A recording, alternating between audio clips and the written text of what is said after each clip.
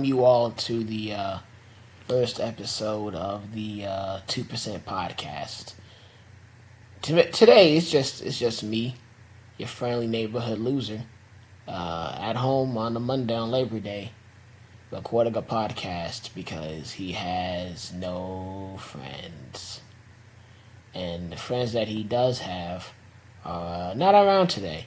So I guess it will just be me and my audience of 2. Hopefully 12. I'm hoping for 30, but it just might be 2. And you know what? I'm not okay with that because it's not important to me to have that many people around here. It's not. Like, you ever just sit down and wonder weird things like, why is the sky blue? Now, I know that's like one of the most dumbest things to wonder. You just look at the sky and you say, of all the colors that it could be, it's blue. You know, it could be green or red or, just a weird color. But blue, it just suits the earth, I guess. I don't know. That's not what the main topic of this podcast is today. It's actually the main topic of the podcast today is going to be loneliness, because it's something I am quite, and I mean quite, an expert in. I believe I have a PhD in lonelyology, but that would be a false. That would mean that someone actually graded my loneliness, because if they did, I would surely still get a C. Anyway, the most important thing I can say about this is loneliness is a feeling you get, or at least I get, and it's very isolated because, it's a singular feeling, which is something that I get a lot, singular feelings, and, because if you guys can't tell by my weird voice, or just the way I talk or stuff, or my articulation, you guys kind of tell that I'm not exactly the best with words or the best with what I want to say, which is quite strange considering I just made a podcast. Like, what? Like, oh my god. Especially if you can see my editing process and what I'm using right now, my wavelengths are not looking good at all, because they can't even describe what my voice sounds like. Like, Jesus Christ. Oh my gosh. Lord have mercy. Have mercy on me. But let me digress. I feel like loneliness is the feeling that I feel often. Like, if I can point out a feeling that I feel most of all, I would want to say this is probably it, Chief. Because I made this podcast today.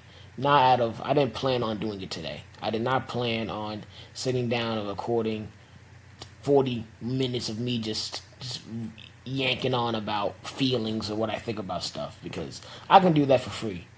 And maybe I can get paid for it. No, that's not why I did it today. I did it today because I woke up and I was messaging this lady, this girl I was interested in. And after we talked for a little bit, we've been talking, well, at least we've been texting good for about a week now, 2 weeks tops. And, I wasn't trying to play my hand too. I wasn't really trying to play my hand, but she had told me, about some relationship type stuff. And, I'm trying to finesse my way into this. And so I was like, okay, let's top it up. And usually I don't like doing things like that over text message because it's so impersonal. And you want to do that, be respectful and do that in person. When I was, texting her, she was talking about, oh, this is and that, I don't, da-da-da-da, I will never, da-da-da-da. And I can just see my chances jumping off a cliff and plummeting. So like any man would, I tried my best to save it. And inadvertently, I actually end up exposing myself or the way I feel, which honestly, I wasn't trying to hide it. I wasn't really trying to hide the way I feel about her. I was just not explicitly saying, hey, I like you and I'm interested in you. And I want to like that. Like I invited her out to do stuff. I was like, hey, you want to go do this with me? Want to watch a movie this like next weekend? And she even said yes to that kind of stuff. So I thought it was being like not super obvious, but at least I wasn't. It wasn't a schoolyard Zoe 101 type crush. I was really out here trying to finagle.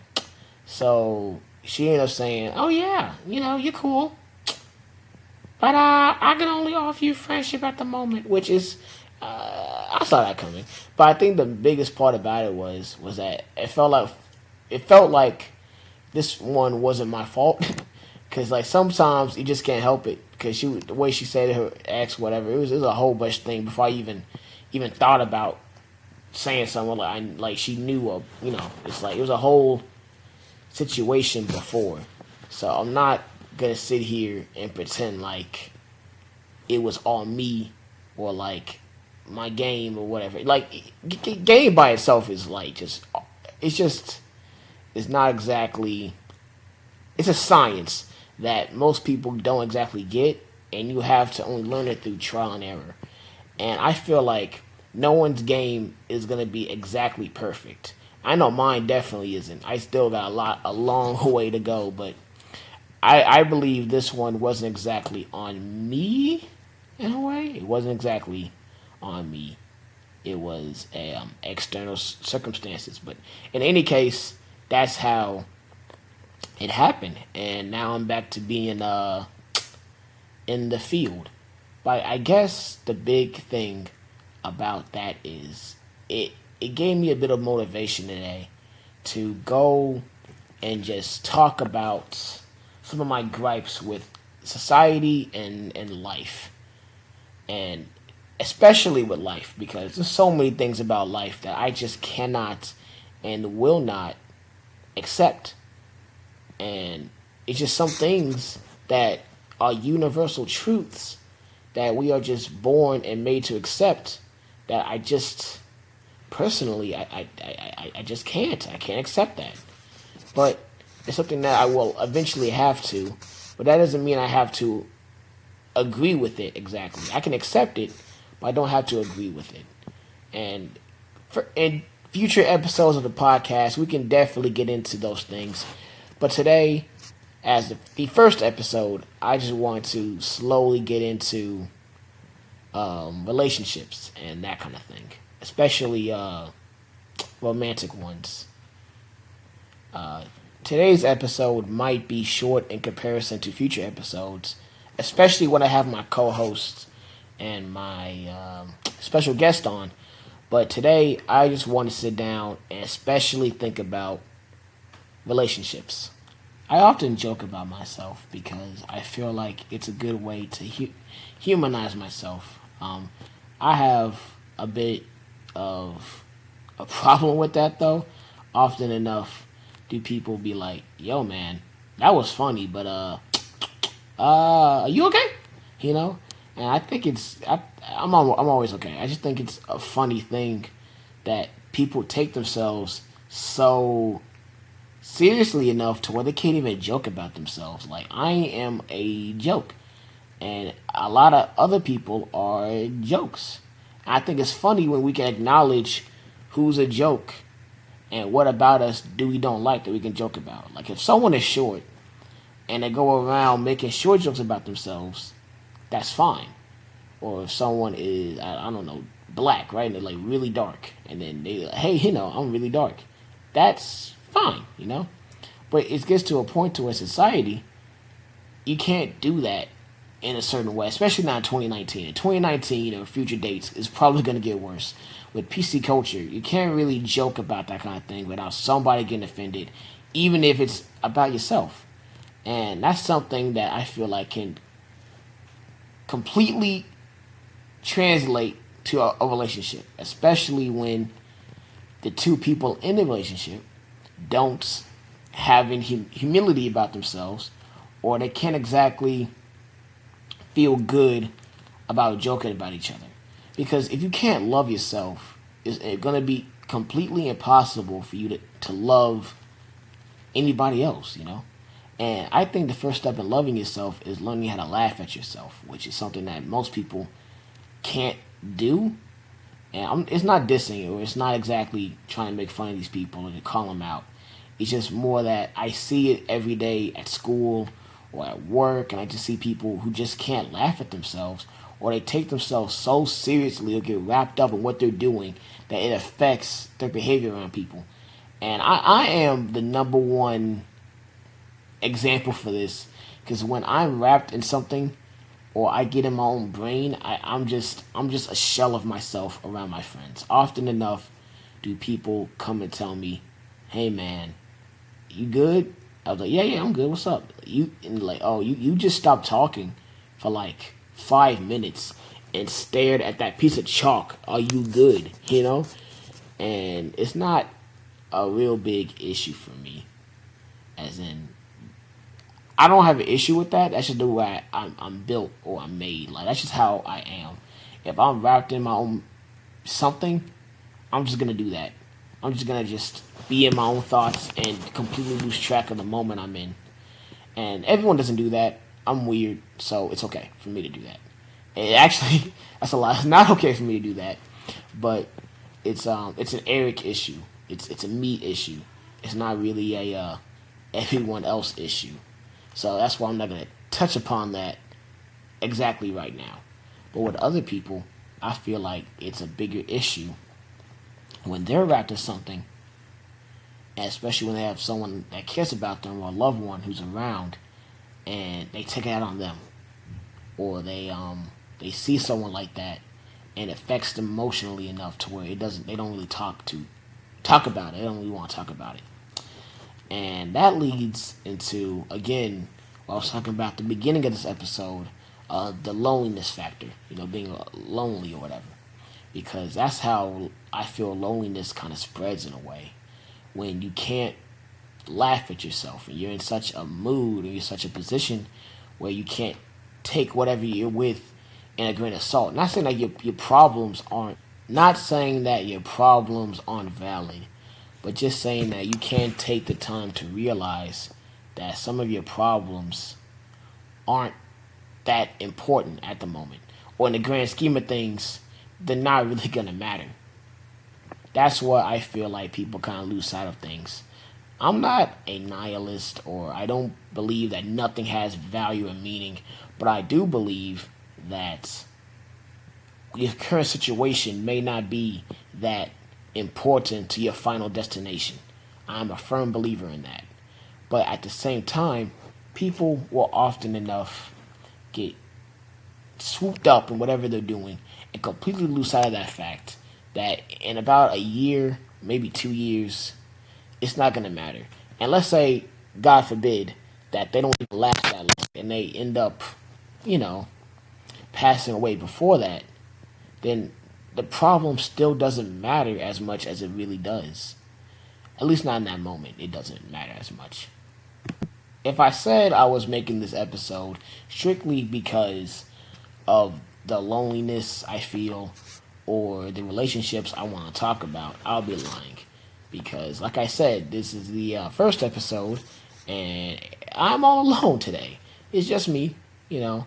My two co-hosts will be here probably next episode, or maybe the episode after that, depending on how I feel or how our schedules line up. One of So aside from me just rambling for probably another couple minutes here, I think I'll just sit down and just maybe tell a few stories about relationships in the past, like the one about Danielle. She has a special place in my heart, or maybe my first crush, way back in kindergarten. Maybe the one that started weird and ended even worse, or something like that. Maybe I'll just, before I go, I'll tell the one about Zoe in 7th grade. So let me set the scene. I was 11 years old, going into the 6th grade. I'm sorry, 6th grade. I was 11 years old, and I was gonna. I just moved to a new school, and I had absolutely no friends because socially, as a kid, I was awkward, kind of like I am now, except even worse off because I didn't know how to talk to people, and I was just weird. So we had an assembly, and I'm sitting down alone, probably drawing or maybe just doodling or, just trying to buy some time while this teacher is talking about something that nobody, and I mean nobody, cared about. The class wouldn't get quiet, no one would get quiet. It was a mess. And for some reason, I just look up to my left, and dude, a crowd of people. I see this one black girl with these glasses, like these Clark Kent Superman glasses, right? And she had her hair pressed. It was pretty long, and I thought she was kind of cute. And she started waving at me, and we made eye contact. She waved, and you do one of those things where you wave back, and then you try to look around and see she's waving at someone else. And to my knowledge, to this day, she was not waving at anyone else except me. And so automatically, I was like, oh, I'm in here. This is me. It's Eric. We here, boy. But soon enough, did I realize that that's not the case. But so I was watching her, and she turned back around after we finished waving, and I'm like, okay, that's my crush now, automatically, because back in elementary school and early middle school, that relationships weren't made based on any sort of criteria. Most often enough, it was, what do you like about Susie? Oh, they're pretty and nice. What do you like about Tommy? Oh, he's pretty and nice. It's that kind of thing. It's not exactly a list of demands you really need to meet. So automatically, she was pretty, and I guess she's nice because she waved at a lonely kid who's sitting alone. So that's what I thought. All right, that's on me, and I gotta go make her my girlfriend, or whatever little 11-year-old Eric thought that we're gonna make her into. So I was like, I found out I actually had a class with her because I got moved classes. So I got a class with her now, and it's social studies. So I'm in there, I'm just chilling, and I see her walk in one day, my first day, and I go, wow, look at God, this is my luck, yes sir. So I make my way over there. That's a lie. No, I didn't. For the next 2 months, pining, yes sir. I was like, okay, I'm gonna talk to her today. Today's gonna be the day. Today's gonna be the day, and then I'll never do it. And then the next day, today's gonna be the day. Today's the day. Today's the day. Today is the day. Never do it. 2 days later, yeah, today's the day. Today's the day. Today's the day. Today is the day. And nope, didn't do it.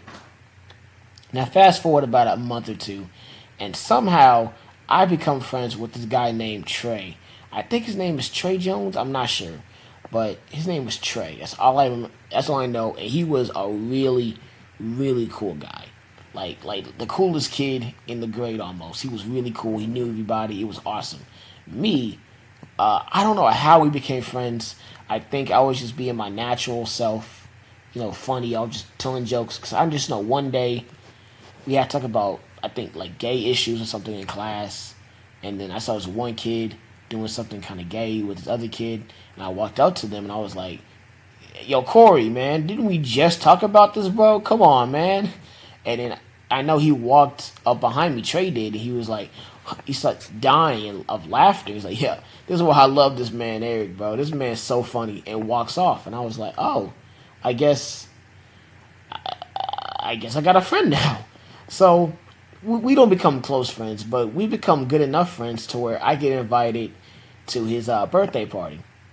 And that was a whole thing by itself, but with a whole nother story that's not for today. But I do know that she was also at the birthday party. And I had a friend who was also going named Nia. And me and Nia, we were like just good friends. It was nothing more than that ever. Well, she was cute, but it's like, she's one of those people where you're friends, but you guys are never going to actually, get together because you just know each other way too well. And that was me and Nia. Wouldn't want it any other way. Speaking of which, I kind of wonder where she is today. We didn't exactly keep up after freshman year of high school, but that's besides the point. While I was at the party, Nia was like, hey, there's Zoe. You go talk to Zoe. And me being the shy 12-year-old at this point I am, I had absolutely no confidence to go do that. And so I ended up not doing it. I didn't talk to her. And somehow I expected her to just kind of try to talk to me. Even though I didn't make myself apparent or out there, anything like that. I just decided, well, looks like she was going to be talking to me today. But she never did. And every time I would try to talk to her, I would lose my nerve. And I just wouldn't do it. Until one day, it was during social studies. And she was talking to me. And we were just talking about stuff. And just random stuff. And somehow I received her number. At this point, I'm lit. I feel like I'm in here. Because all I gotta do is woo her with my text game. And boom, she will, like me. One major flaw in my plan, I didn't have any text game. You see, I just got a phone the beginning of that year. So I didn't exactly have many friends or many people to actually get numbers from in order for me to get good at texting. So these were the days where Kick was big and you had to really learn how to text girls and people in general, man. I used some bad practices that people to this day still do. Like, do people really wait a while before clicking on notification that someone texted you? Not to look as eager. Now, I get not clicking immediately as I text you, but that's very weird. I know I used to do that. I used to wait and then text them because I didn't want to look eager, which I get. But at the same time, it's like if someone took time out their day to text you, why are you waiting to respond to them? At this point, we're both just wasting time here. What if it was important? And yeah, and now I'm just waiting for you to text me because you don't want to look eager. Just if I texted you, text me back. It's simple. And people still kind of do this to this day, not as extreme as it was. I had one friend used to wait a whole day before texting back. I'm not exaggerating. He used to wait a whole day, but I know for a fact that I used to wait a good 10-15 minutes in between texts. I thought that's what you were supposed to do. And no, that's just maybe I don't know. People are weird. People still do that. I don't do that anymore because I'm not 12, and I have gone to rant. And back to the story. So I get her number, and I start texting her on Kick, and then her actual number. But first, baby steps.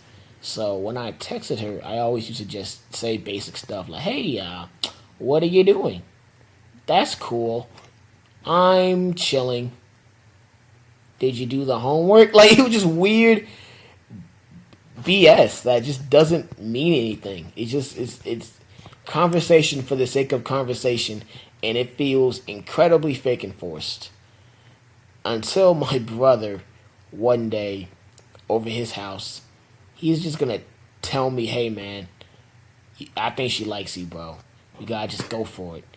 And he makes me write this thing on notes, which it was like a poem. It was like, can you be the peanut butter to my jelly? Can you be the Bella to my Edward? From Twilight and all that kind of stuff.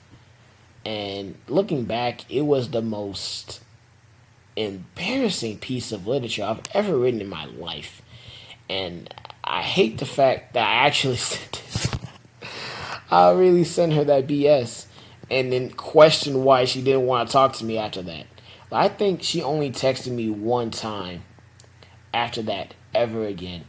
And I am 90% sure Nia is the one who made her text me, because Nia really felt bad because I really liked her.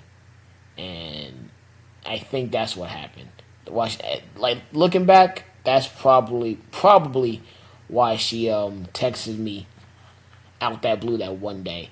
And I reacted accordingly because at this point, I knew she didn't like me. So I was like, why are you hitting me up? What kind of sick joke is this? And I wish I was exaggerating. I actually felt that way. What? Why did you hit me up? We don't talk. What is this? What is this?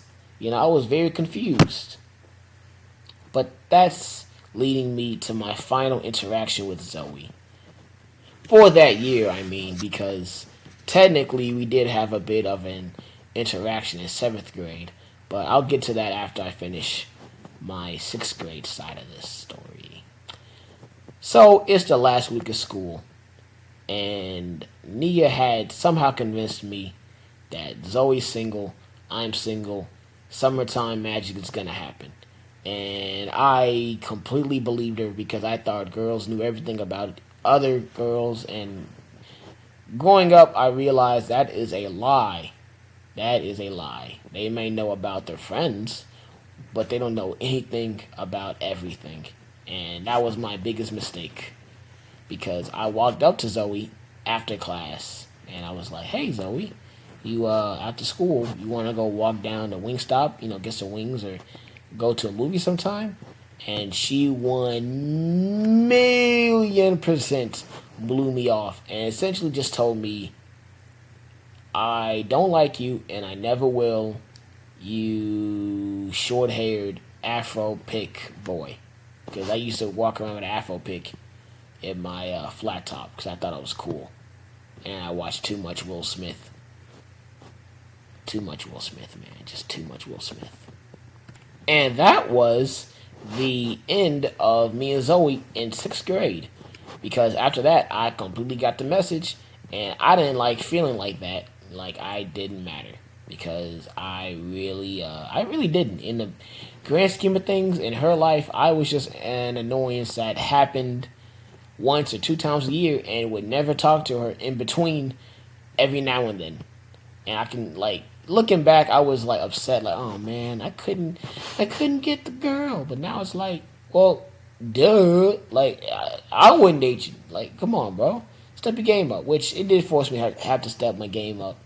That's all it's about. Like I said earlier, it's a learning process. It's a big thing of trial and error, and I got so much error in that experience that it made me, better in the future. So it's kind of a happy sadness in a way.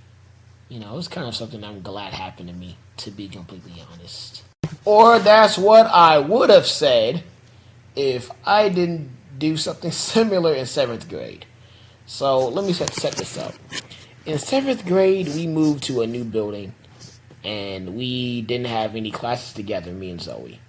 But there was a new kid named Michael. He was a dark-skinned African kid, and he was really, really cool. He was a really good dancer. He made me laugh all the time, and we were just decent friends. We weren't good friends, but I knew him, he knew me, we dapped in the hallway. I was just that kind of guy. People just kind of know me. That's how my interaction with people kind of work.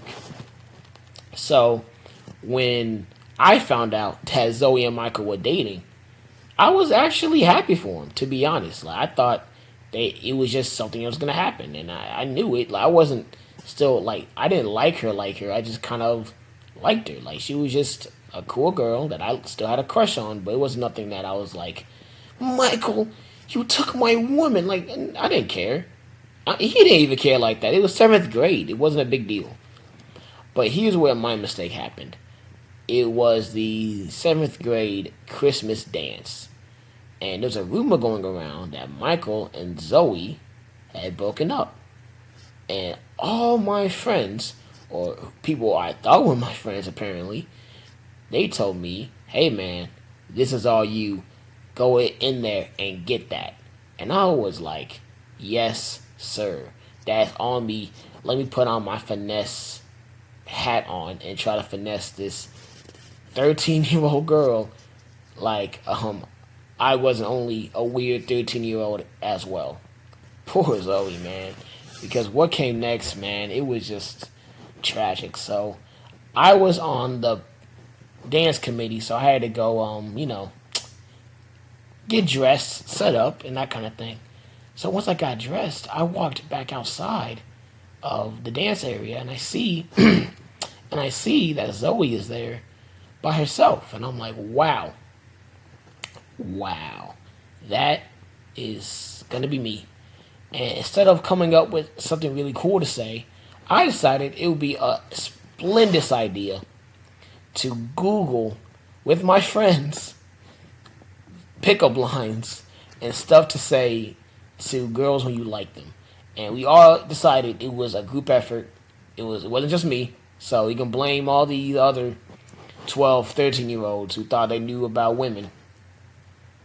That we decided to just Google some stuff up and try to work them out on these other females. So I come up with one. I'll never forget what it was. It was, hey, are you an interior decorator? Because when you walked in, you made the whole room beautiful. That was the one I decided was going to be my Zoe catcher, my Zoe getter, my go getter, if you will. So I was like, yep, that's the one I'm going to use. So I stroll in, and she's at a table, and I just stroll in behind her, and I go, hey, Zoe.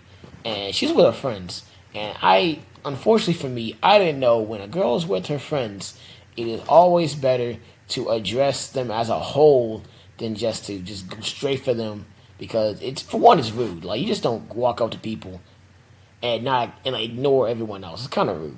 And two, girls, cause they're in packs, they're not just gonna just single each other out unless you're just like, I don't know, like Michael B. Jordan, and I am no Michael B. Jordan. So I walk up to Zoe and I give her my line, and she blushes, and I don't think that's a good thing, but it wasn't a blush out of enjoyment or satisfaction. It was a blush out of pure embarrassment.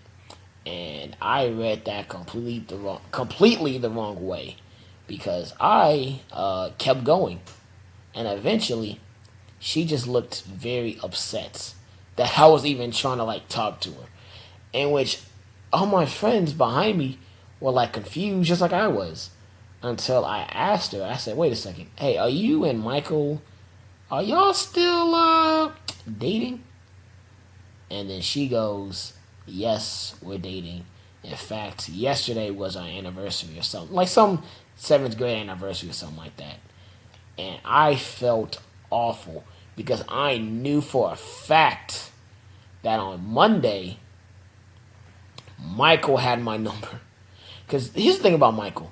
Michael was cool, right? And Michael was really cool. He was a good guy. But Michael had anger issues.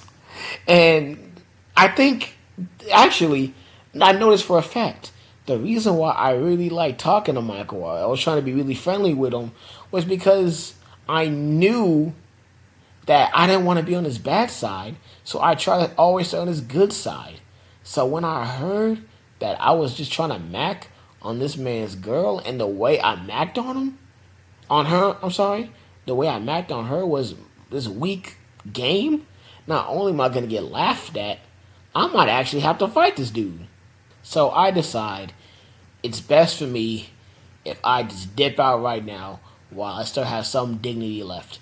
I told her that I was sorry for, talking to her while she had a boyfriend, and told her I meant no disrespect. And I walked off quietly. Try not to make a scene, because I still had to do some dancely duties. Like I had to take out the trash and clean up afterward, that kind of thing. But I basically spent the rest of my night hoping that Michael doesn't find out, and trying not to look like a loser that I felt like, because I just embarrassed myself in front of half the school. Because, especially with middle school, the he said, she said is very, very real. And I knew for a fact everyone was going to find out within a good 10 minutes. And they did. Yeah, I was the laughing stock of the whole dance, to be honest. I wasn't a laughing stock. They weren't laughing at me because he knew that was automatically a fight. I don't take that disrespect lying down. But I knew that everyone already knew. So I just, went home quietly, made sure I made no more of a scene that whole night. The only good thing I can say that happened was that on that Monday, me and Michael, we were cool. He knew it was a mistake. He knew I liked her, so it wasn't like a big deal. That's why I said he was so cool. Yeah, he was a cool guy like that. I really thought it was going to be a problem. And I'm glad it wasn't, because Michael is someone, at least back then, I haven't talked to this man since at least freshman year of high school. But I knew for a fact I didn't like want to fight him. I didn't want any problem with him because he was just like he was a decent dude at heart. Yeah, he had his flaws, but like in the end of the day, everyone does. And that was officially my last thing with Zoe. Because after that, I made sure for a fact I wouldn't, do anything with her or about her ever again. Because she was just too much trouble. And that wasn't even my last crush that year or the last thing I did with a female. That's just the last thing with Zoe. And I think that's the last impactful one my whole like middle school career. Because I think after that, it was like only like a couple ones left, and that's a story for a whole nother day, especially the one with the whole older woman situation. That is a funny story that I'm gonna have to tell you guys at a later date. But I think that I have to do it. That will wrap up the first episode of the 2% podcast, and I'm glad you guys can stay with me. I'm gonna have, my co-host eventually, and it won't just be me reminiscing about how much of a loser I am or how much of this and that. But it will definitely be a fun podcast. I can't wait to just to drop episodes and have people love and laugh and hopefully take stuff away from this because I know I definitely will. I just wasted a lot of time just editing and just talking with you people, and I think I'm going to enjoy this a lot. And if you guys are willing to listen, I will make these forever, or at least until I die or something like that. But anyway, I would love you all to have a nice day, and I will see you again soon.